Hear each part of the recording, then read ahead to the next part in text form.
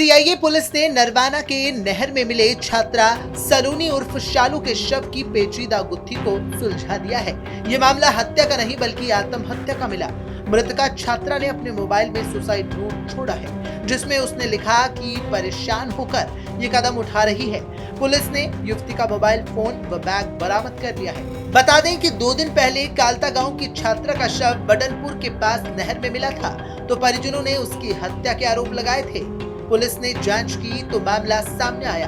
मृतका सलोनी के मोबाइल में पुलिस को सुसाइड नोट मिला, जो कि उसने व्हाट्सएप पर खुद के नंबर पर डाला था, जिसमें सलोनी ने लिखा था कि डियर दीक्षा, मैं जानती हूँ जब तक ये नोट तुम्हें मिलेगा मैं नहीं रहूंगी, पर कुछ ऐसा है जो मैं बताना चाहती हूँ। हम पुलिस प्रशासन से बिल्कुल भी संतुष्ट नहीं है।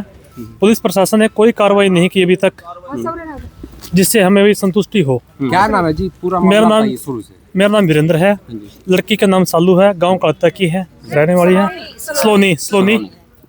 और वो कुरुक्षेत्र यूनिवर्सिटी में पढ़ती थी, वाल्मीकि समाज से है। कुरुक्षेत्र यूनिवर्सिटी से अपनी डिग्री लेने के लिए गई थी। कब गई थी वो? परसों गई थी जी। परसों वहाँ से डिग्री लेने के बाद अपनी बुआ में सीमाजरा के पास रुकी है गाँव में। वहाँ से उसकी बुआ ने उसको बिठाया है रेलवे स्टेशन पे, पिंडारसी रेलवे स्टेशन से, जो बस ट्रेन कुरुक्षेत्र से चल के जींद रुकती है। तो इसी बीच में पिंडारसी से उसने बिठाई है। पिंडारसी से कैथल तक प्रॉपर बात हुई है लड़के से, और बिल्कुल संतुष्टिदायक बात चली है, कोई ऐसी वैसी बात नहीं थी। पर नरवाना और कैथल के बीच में क्या घटना घटी है इसके बारे में कोई जानकारी नहीं है, और पुलिस प्रशासन अभी तक कोई कार्रवाई नहीं कर रहा है। पुलिस प्रशासन ने अभी तक बेल जारी है फोन पे। लड़की का अभी एक्टिव है? हाँ जी, एक्टिव है फोन, और उस फोन की लोकेशन नहीं उठा पाई पुलिस जी। पुलिस की नाकामी है ये, और पुलिस कहीं ना कहीं ये तो पैसे खा के या फिर कहीं ना कहीं राजनीतिक दबाव के कारण कार्रवाई नहीं कर रही है जी, गुमराह कर रही है हमें जी। अच्छा, लड़की को ट्रेन में कब बैठाया गया था? कल सुबह 9:30 बजे। जो कल सुबह? हाँ जी, 9:15 बजे बैठी है। कल बैठाया गया था? हाँ जी, 9:15 बजे वहाँ से लगभग बिठाते हैं पिंडारसी से, और जो ट्रेन कैथल में रेलवे स्टेशन 9:30 बजे पहुँच जाती है। वो ट्रेन लगभग 9:30 बजे ट्रेन पहुँचती है। हुई थी वो है? हाँ? कौन?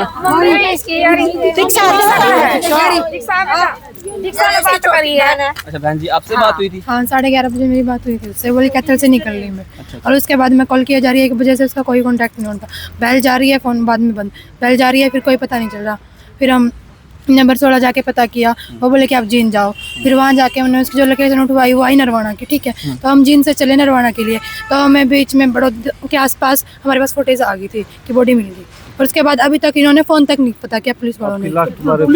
क्या बात हुई थी अभी? बस ये बोला था, मैं कहाँ पहुंची, बोले कि कैथल से निकल रही। मैं कहा ओके। जब बुआ ने इसको गाड़ी में बैठा दिया था ट्रेन से, तो तब आपसे बात हुई थी? हाँ, बैठने के बाद तब मेरी बहन से बात हुई थी। अच्छा, कुछ लगा था? डरी नहीं, ऐसा कुछ भी नहीं था। ऐसा कुछ भी नहीं। ऐसा कुछ तो मैसेज भी करती, कॉल मैसेज दोबारा करती, कुछ नहीं हुआ। पहले कभी कुछ ऐसा? नहीं, कभी नहीं हुआ। 2-3 साल हो गए, नहीं कुछ भी नहीं, कोई बात नहीं। ये फाइनल हो गया था इसका कुरुक्षेत्र? हाँ, फाइनल हो गया, बहुत टाइम हो गया। डिग्री लेने के लिए गई थी जी अपनी गुड़िया। वो कौन सी क्लास की थी? बीकॉम की थी जी। उसने बीकॉम करने वाली गुड़िया थी जी। वो सलोनी नाम था, डॉटर ऑफ श्री शमशेर सिंह थी, और पूर्व सरपंच रह चुके हमारे ताऊ जी जो थे मांगेराम, उनकी पोती थी वो। उसने बीकॉम कर रही थी जी वो कुरुक्षेत्र से, और अपनी डिग्री लेने के लिए गई थी वो कुरुक्षेत्र। फ्राइडे को ट्रेन निकल गई उसकी वापसी के टाइम। तो वो रास्ते में अपनी बुआ है उसकी पिंडारसी, वहां वो रुकी गुड़िया। और रात को रुकने के बाद सुबह 9:15 बजे ट्रेन थी, लेकिन वो लेट होने के कारण 9:30 बजे वहां से चली है। ट्रेन से जब चली है तब भी उसकी मम्मी से बात हुई है। हाँ मम्मी मैं निकल ली। मम्मी ने भी कहा बेटे चल पड़ना, रुकना मत। अब वो गुड़िया चल पड़ी। रास्ते में इनकी बात हुई, लास्ट इनकी बात हुई है 11:34 पे भी। मैं मम्मी मैं कैथल आ गई। अब बहन से बात हुई है, बाकी सबसे भी जो छोटे भाई बहन थे वो भी आसपास थे। वीडियो कॉल बच्चे स्पीकर ऑन कर लेते हैं, सभी ने सुना अभी ये कैथल पहुंच गई मम्मी में। मम्मी ने बोला ठीक है बेटे तू तब तक आ रही है, भाई तेरे को लेने आ जाएगा बरसोला स्टेशन पे, मैं तब तक दवाई ले आती हूँ।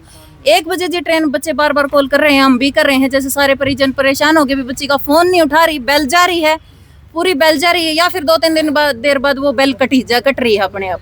उसके बाद जब पूरा परिवार परेशान हो गया, सबको पता चला, सबने कॉलें करनी शुरू की, कोई बच्चे का कुछ पता नहीं चला। 1 बजे वो गाड़ी 12:30 बजे आनी थी, लेट होने के कारण वो 1 बजे बरसोला आई।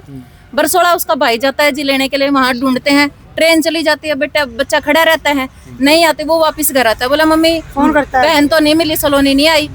फिर वापस उसी टाइम वो वापस जाते हैं। एक और उसकी बड़ी सिस्टर है अनु भाई, और एक और उसकी सिस्टर दीक्षा जो अभी आपने जिससे बात की थी, ये तीनों फिर वापस जाते हैं बरसोड़ा बातचीत करते हैं। रेलवे पुलिस जो कर्मचारी हैं वो कहते हैं भी वो तो ट्रेन बेटे अब जंक्शन जा चुके हैं, आप वहाँ पता करो, हो सकता है बेहोशी की हालत में हो, कुछ सुंघा दिया हो किसी ने, या फिर कुछ जहरीला खा लिया हो, या बच्चा सो भी गया हो, तो वहाँ जाके पता कर रहे हो। वहाँ जाते हैं, वहाँ जी हमारे कोई जान पहचान वाले हैं, ग्रुप डी में लगे हुए हैं, उसकी सहायता से हमने फोन पे कांटेक्ट करके एक दूसरे से पता करके हमने पूरी ट्रेन खंगाली जी वहाँ फिर पुलिस से बात की जी, रेलवे पुलिस से बात करने के बाद वहीं एक जो परिजन जिसने हमारा सहयोग किया, उसी ने फिर वहाँ पर जो पुलिस हेड जहाँ है उनका रेलवे का, वहाँ बात की। उन्होंने भी कहा बेटे कोई भी पैसेंजर गाड़ी में नहीं है, क्योंकि वो वॉश वगैरह करते हैं, वहाँ सर्विस करते हैं, दोबारा चलने के लिए रेडी होती है गाड़ी, लेकिन कोई भी नहीं है। वहां से फिर आने के बाद बोले बेटे लास्ट लोकेशन कब बात हुई थी, उन्होंने सारा डाटा मांगा जी हमसे। डाटा मांगने के बाद जो फोन की लोकेशन थी गुड़िया की, बच्ची की, वो नरवाना की लोकेशन दिखा रही थी जी।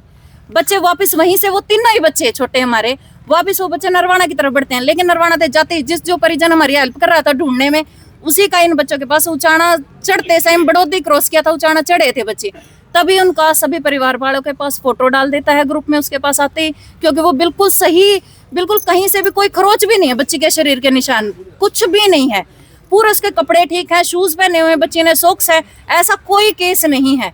बच्ची पहचान लिया, फोटो देखते इनको बोल दिया गया अभी वापस जाओ बेटे और किसी बड़े को भेजना अपने साथ। उसके बाद जी वहाँ जाते हैं, परिजन निकालते हैं, वहाँ जी उन्होंने निकाली है बड़नपुर वाले, वो कह रहे हैं 112 वाले खड़े थे भी, डेड बॉडी से उन्हें गाँव वालों ने पूछा है भी वो जो भैंसे वगैरह चरा रहे थे भी क्या करे, वो बोले जी डेड बॉडी है, तो वो बोले हमारे से नहीं निकल रही, वहाँ भी पुलिस कर्मी वाले से वो डेड बॉडी भी नहीं निकली वहाँ से, तो वो उन गांव वालों ने जी निकाली है। उसके बाद कांटेक्ट किया, हमें भी पता चल चुका था, हम वहाँ जा चुके थे, सारे वहाँ से लेके आए हैं जी। पुलिस प्रशासन का कोई बॉडी पे किसी तरह का कोई निशान नहीं है जी, कोई भी। डेड बॉडी किसने देखी थी? सबसे पहले वहाँ गाँव में किसी फौजी ने देखी जी, उसने बोला जी डेड बॉडी है, वहाँ पे डेड बॉडी है, बाद में होगी पोस्टमार्टम के बाद ये तो बड़नपुर गांव में मिली है जी, वहाँ किसी रास्ते चलते हुए फौजी ने देखी है, उसने वहाँ निकाले। फिर गांव वालों ने ही दो जो वहाँ पे चरा रहे थे, उन्होंने जो नौजवान लड़के हैं वो उन्हीं ने वो निकाली है जी, सरियों के साथ वो, तब वो निकाली गई है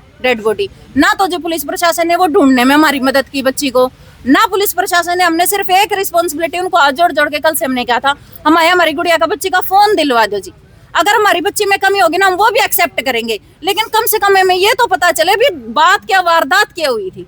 कैथल से नरवाना तक के बीच में जो ये पौना घंटा का टाइम था, इस पौना और 1-1.5 घंटे के बीच में ये वारदात है जी। और वो ये कह रहे हैं नहर में फेंक दिया, तो नहर में फेंकने के बाद, डूबने के बाद 1-1.25 घंटे के अंदर वो तैर कैसे गई लाश, वो आई कैसे ऊपर, बच्चे का डूबे हुए का ना कहीं कोई रेत मिट्टी निशान कुछ भी नहीं है। 3 दिन के अंदर, सर्दियों का टाइम है, 3 दिन के बाद डेड बॉडी डूबी हुई तो वापस 3 दिन में आएगी, वो इतने जल्दी वो कैसे तैर रही है। और जो गांव वाले हैं बड़नपुर वो भी कह रहे हैं भी इतना पानी का बहाव इतनी तेज है, तो अब तक तो बुडान मखंड ये भी क्रॉस कर जानी चाहिए थी, यहाँ कैसे मिली है। ये है जो परिवारदात, पुलिस प्रशासन का 1% भी सहयोग नहीं है जी। हम कल रात से यहाँ बैठे हैं, सुबह 4 बजे फिर जो फैमिली मेंबर्स जो बाकी बचे हुए थे वो सारे रिलेटिव्स यहाँ आ रहे हैं, लेकिन पुलिस प्रशासन ने तो ना तो बैग ढूंढा उस बच्चे का, उसी में उसके सारे डॉक्यूमेंट है, सब कुछ उसका आधार कार्ड से लेके फैमिली आईडी तक, वो बच्ची का सब कुछ सारे डॉक्यूमेंट उसके बैग में ही है, फोन भी है, ना तो पुलिस प्रशासन वो फोन ढूंढ पाया है ना ही बैग ढूंढ पाया है। अभी भी जा रही है रिंग, कल रात तक भी जा रही थी। उसके बाद 9:30 बजे के बाद पुलिस वालों ने हमें ये कहा भी उसके कॉल मत करो उसके नंबर पे, क्योंकि हम ट्रेक कर रहे हैं, वो बंद हो जाएगा। तो हमने उसके बाद जी फोन भी नहीं किया, लेकिन उसके बाद अब पुलिस प्रशासन ने क्या किया, हम ये जवाब चाहते हैं क्या किया। पुलिस प्रशासन बोल रही है कि टावर की लोकेशन उठाई थी फोन की, तो जहाँ से जो उठाई थी चंदपुर कोई कॉलोनी की ये लोकेशन थी, नरवाना के आसपास की। हाँ। एक बात बताओ जी, अब इतनी टेक्नोलॉजी है, इतनी साइड से इतने टावर लगे, इतना हमारे पास पावर है, हम एक छोटे से सुराग के जरिए हम किसी का भी बड़े से बड़े अपराधी को पकड़ लेते हैं। तो क्या है कि वो फोन और जहाँ बच्ची मिली है वही 1-1.5 किलोमीटर के दायरे में वो फोन की लोकेशन बता रहे, क्या पुलिस वो फोन में नहीं ढूंढ पा रही? कल शाम से अभी तक का टाइम, अभी तक एक छोटी सी चोरी। आपको क्या लगता है इस जो लड़की मिली है, आपको क्या लगता है इस मामले में? हमें तो यही लगता है जी, ये सोची समझी गई साजिश, मर्डर है ये, थेफ्ट और मर्डर का केस है जी। ये बच्चे के साथ या तो छीना झपटी हुई है या चोरी हुई है, उसको कुछ सुंघा के उतार लिया गया है, फिर फेंक दिया गया है नहर में। अब भगवान जाने जी या हमारी बच्ची ने क्या सहन किया, ऊपर वाला जाने, जोर जी करने वाला जाने। हमारी तो बस पुलिस प्रशासन सबसे यही अनुरोध है जी, अगर उस दिन कोई हमारी बच्ची के साथ सफर कर रहा था, सभी से ये रिक्वेस्ट है, अगर किसी ने हमारी बच्ची को देखा जी कत्थल से नरवाना तक, तो वो हमारा कोऑपरेट करे जी। छोटी से छोटी जानकारी हमारे लिए बहुत जरूरी है। जो सुबह वाली गाड़ी से चली थी, हाँ जी, रात का भी मामला नहीं और है। और जी ये देखो कुरुक्षेत्र यूनिवर्सिटी वाले बच्चे सैटरडे संडे को बच्चे ही आते हैं उसमें मोस्टली। तो क्या किसी बच्चे ने अगर मान लो उसकी ट्रेन में हुई है उसके साथ झड़प, तो क्या पैसेंजर्स नहीं थे ये वहाँ? कंफर्म वगैरह हो गया कि वो ट्रेन में बैठ चुकी थी? हाँ जी बिल्कुल हो चुका है। जो पिंडारसी, जो पोस्ट मास्टर, जो टिकट वगैरह, वो भी बता रहा है जी। हाँ, उस लड़के ने जो पूरा उलिया बता रहा है हमारी गुड़िया का। हाँ, जिसने ट्रेन बोला, थोड़ी देर बाद उसने भी पूछा अंकल जी किस टाइम आएगी ट्रेन, बेटे अभी आने वाली है थोड़ी देर में। बोले बैठी है, यहाँ से बिल्कुल सेफ गई है। और कैथल तक तो बात हुई है जी हमारे साथ उसकी। कैथल और नरवाना के बीच में पौने घंटे के बीच में हुआ है जी जो कुछ हुआ है।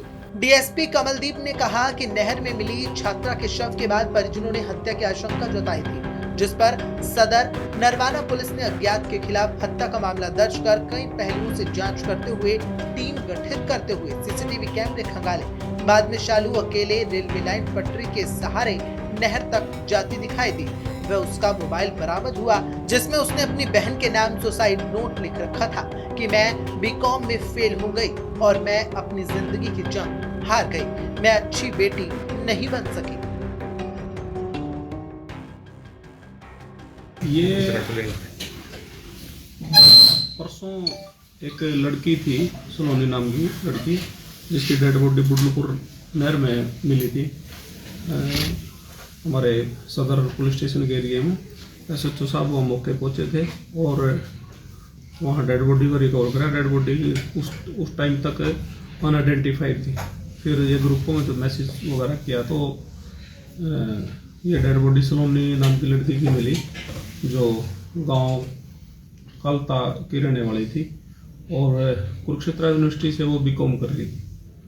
तो वो वहाँ से पिंडारसी एक रेलवे स्टेशन है कुरुक्षेत्र में, वहाँ से अपने घर के लिए कालता या बूसला स्टेशन के लिए बैठी थी और रास्ते में वो घर पे पहुंची नहीं और घर वाले वहाँ वेट कर रहे थे उसको। तो उसकी डेड बॉडी या बुडनपुर नहर में मिली। तो डेड बॉडी को वहाँ से निकाल गए नहर से और उसको मर्चरी हाउस में रखा था नरवाना। तो घर वालों का ये संदेह था कि भी हमारी लड़की की किसी ने इसको मार के डाला है या किसी ने इसको धक्का दिया है, कोई ऐसी बातें सामने आ रही थी। और उस संबंध में उन्होंने पहले तो पुलिस को कंप्लेंट दी थी कि भाई हमारी इसका लड़की का पोस्टमार्टम करवाया जाए और पोस्टमार्टम के बाद जो कार्रवाई होगी वो कानूनी कार्रवाई की जाए। फिर कुछ और परिवार के लोग इकट्ठे हो गए और समाज के लोग भी इकट्ठे हो गए। फिर उन्होंने कहा अभी हमारे को FIR दर्ज करवानी है। तो उन्होंने किसी अननोन व्यक्ति के खिलाफ FIR दर्ज करा दी। हमारी लड़की को किसी ने किडनैप करके और उसकी मृत्यु कर दी। तो हमने उसमें मर्डर के सेक्शन में और किडनैपिंग में हमने FIR दर्ज करी। FIR दर्ज करने के बाद उनको FIR की कॉपी दे दी। तो फिर हमारी जो CIA की टीम इसमें लगी हुई थी, SHO साहब ने रेलवे स्टेशनों पर कैमरे वगैरह चेक करने के लिए अपनी टीम अलग अलग टीम में भेज रखी थी, कैथल भी, पिंडारसी भी और नरवाना रेलवे स्टेशन पे भी। तो अलग अलग टीमें हमारी जो काम कर रही थी। फिर इनका लड़की का हमारे को फिर जैसे कुछ सामान मिला तो उसमें लड़की ने फिर सुसाइड नोट एक लिखा हुआ था अपनी बहन के नाम पे। तो अपनी बहन को सुसाइड नोट लिख रखा था भी मैं फेल हो गई हूँ और इस वजह से मैं अच्छी लड़की नहीं हूँ। तो एक डिप्रेशन का शिकार होगी वो फेल होने के बाद, जैसे बच्चे आजकल हो जाते हैं। तो वो इस चीज़ को सहन नहीं कर पाई और उसने सुसाइड कर लिया। तो जो घर वालों का शक था, पुलिस का शक था, तो हमने फिर पोस्टमार्टम करवाने के बाद उसकी डेड बॉडी घर वालों के हवाले कर दी।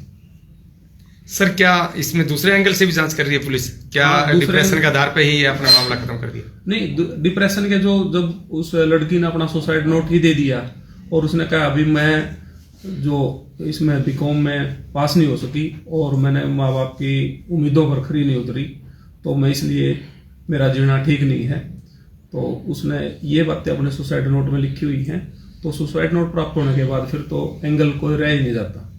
सर, क्या उसकी बहन को पहले ही पता चल चुका था इस मामले का? देखो ये तो उसकी बहन ही बताएगी, उसको पहले पता चल चुका था कि नहीं चल चुका था, वो तो बहन ही बता सकती है। लेकिन जो मोबाइल में उसका मिला, उसने अपनी बहन के नाम एड्रेस कर रखा था उसको। क्योंकि काफी बवाल हुआ था जिसको लेके हाँ, संदेह बिल्कुल किया हुआ जा रहा था। था। लोगों का शक भी था और लोग अलग अलग तरह की बातें भी कर रहे थे कि भाई हो सकता है इसका मर्डर हो या लड़की को किडनैप किया हो किसी ने। हम भी उसी एंगल से देख रहे थे भाई कहीं लड़की किसी गलत हाथों में नहीं चली गई हो और उन्होंने ही लड़की की मृत्यु करके और इसको डेड बॉडी को फेंक दिया हो।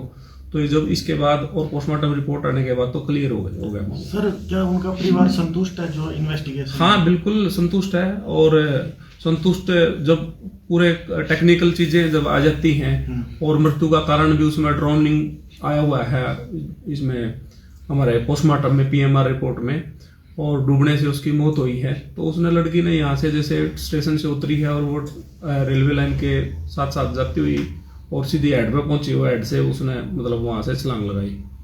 सर प्रेस नोट से अलग भी सब कोई सामान बरामद किया पुलिस ने? सुसाइड नोट है, जो सुसाइड नोट है सर? हाँ सुसाइड नोट है उसका लड़की का, जो उसने खुद अपने मोबाइल में लिखा हुआ है लड़की ने। ये मोबाइल में लिखा गया सर? हाँ व्हाट्सएप थ्रू है या फिर टेक्स्ट मैसेज है? नहीं व्हाट्सएप है।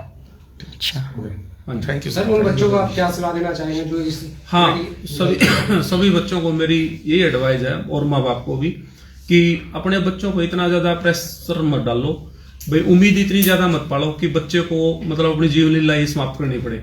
सभी बच्चों को, जो भी पढ़ने वाले बच्चे हैं, वो इस चीज से हताश ना हो कि फेल हो गए और जीवन में आगे कुछ रहा नहीं।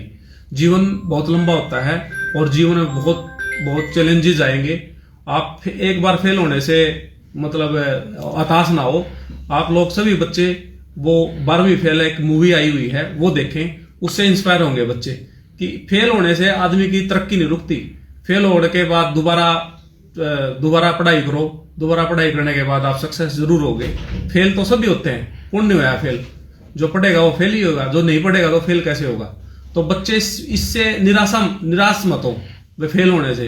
कोई बात नहीं, ये तो जीवन का एक हम परीक्षा दे रहे हैं, परीक्षा में कोई फेल होता है कोई पास होता है, सभी पास भी नहीं होते। तो अगली बार अच्छी तैयारी करके अच्छे नंबरों से पास होते हैं। ऐसे ऐसे बच्चे हैं जो 2-3 बार एक ही क्लास में फेल होते हैं और फिर वो इतिहास रचते हैं। वो हमारे देश की सबसे सर्वोच्च सर्विस है IAS IPS, वो IAS और IPS भी बने हैं। ऐसे ऐसे बच्चे हैं जो 2-3 बार भी फेल हुए। जो हमारे एक IG साहब का मैं इंटरव्यू सुन रहा था, महाराष्ट्र में है, जो खुद बता रहे हैं कि मैं फेल हुआ हूं और फिर उन्होंने देखो IPS बने वो और इतने उच्च पद पर पहुंचे हैं। तो सभी बच्चों को हमारी यही सलाह है कि आप निराश ना हो। फेल होना एक प्रक्रिया है, आप इस प्रक्रिया से घबराए ना, हमेशा खुश रहे और अपने माँ बाप की तरफ रखें और बच्चे भी, माँ बाप भी अपने बच्चों को खुश रखें। सबसे जीवन का लास्ट लक्ष्य ही खुश रहना है, तो खुश रहो। एक रेडी वाला भी रेडी पे अपना गुजारा करके वो भी खुश रहता है। तो लास्ट जीवन का उद्देश्य यही है हमारे, वो खुश रहना किसी भी परिस्थिति में। सर मैसेज डिलीवर हो चुका था, चेक किया? हाँ, उसमें जो इसका मोबाइल से जो लगे है उसमें डिलीवरी की वो आए हुए हैं। सीन भी किया जा चुका है मैसेज? सीन का तो हम कह नहीं सकते क्योंकि जो मोबाइल से उसने मोबाइल में लिखा हुआ है और उसमें जो टिक मार्क आते हैं, हाँ, वो 2 आए हुए थे। वो 2 आए हुए थे। अच्छा, ब्लू हुए पड़े थे वो? हाँ।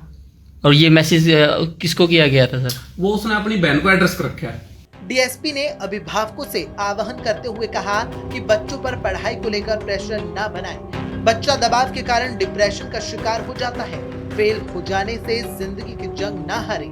बच्चों से भी 12वीं फेल मूवी देखकर शिक्षा लेने का आह्वान किया। PTC न्यूज के लिए जींद से सुनील कुमार की रिपोर्ट।